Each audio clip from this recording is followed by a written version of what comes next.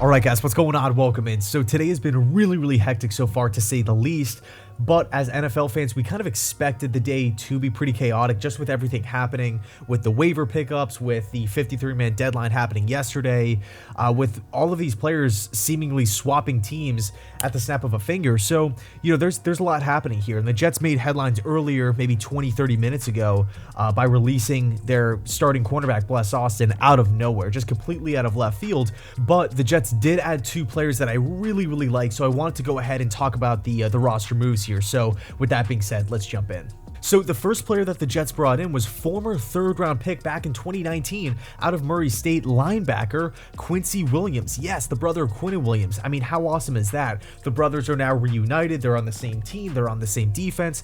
Just a great story, but we have to look at Quincy as an individual player here. I can guarantee you that the Jets coaching staff did not bring Quincy in for a feel-good story. They like what this guy has to offer, okay, and I do too. We take a look back at his rookie season where he started in 8 games back in 2019 for the Jags. He had 48 combined tackles, 2 tackles for loss, no sacks. The numbers aren't really too spectacular, but it was more so how Williams played the game of football. This guy has a relentless motor, flies around the football field, really plays with a sense of aggression, which I like. I really love that trait, and you know, Robert Saleh does as well. I mean, he likes those guys that play through the whistle from start to finish. Quincy Williams does provide that. I also think, I mean, number one, Williams was a third-round pick for a reason. He does have a pretty high upside. Smaller guy, 5'11", 220, 230, but I do feel like Williams has potential in this system as the 4-3 weak side linebacker. Maybe not as the day one starter, especially because he's coming in so late, but it can't hurt the team. It cannot hurt the team. I'm looking at the linebacker group right now. I would say it's thin. Obviously, CJ Mosley's manning the middle of the field. That's great. And then Najee and Sherwood on the outside. 2 guys that I like, 2 physical specimens, 2 guys that I feel like have really have a lot of potential. And then behind those guys, we have Blake Cashman. And then obviously, Jarrad Davis is on the roster. He's just currently hurt. His projected return time is week 6.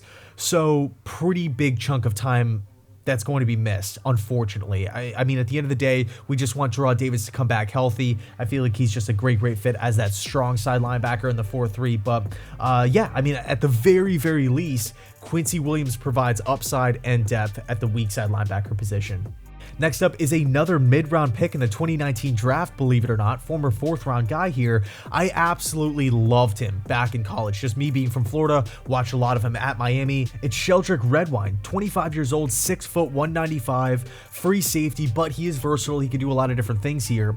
I loved Redwine back at Miami. I mean, not only did this guy have a lot of experience, right? He got in there early as a freshman and, you know, played freshman, sophomore, junior, and senior year, but he was also productive and his numbers continued to go up throughout his collegiate career. I mean, this guy is great in open field. He has electric ball skills. He has a high defensive IQ, and he can fly down the field and pop the ball carrier. This guy's a big hitter, 4.4 speed back at the combine. I really like this acquisition. To be honest with you, I'm frankly shocked that he was available. I mean, he came off a pretty solid rookie season with the Browns, played in, I believe, 12 games, had over 40 tackles. This was a player who I felt like was going to be a building block for Cleveland's defense, but didn't really work out that way. Last season, the numbers dipped.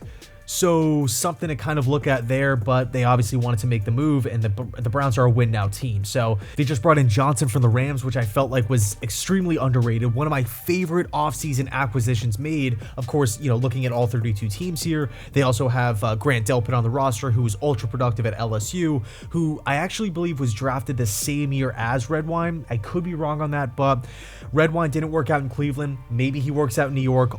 Super productive back at Miami. I really liked what he brought to the table, and I'm hoping that, you know, we can possibly see some of the same things, you know, in Florham Park. But anyway, Redwine, Williams, their Jets, Bless Austin is released. I don't understand it. Let me know your thoughts down below in the comment section. How are you liking these pickups? And by the way, you know, if anything else comes out, you know, tonight or, you know, later today, within the next couple hours, tonight at some point, expect a video on it. So anyway, thanks so much for watching, and as always, go Jets.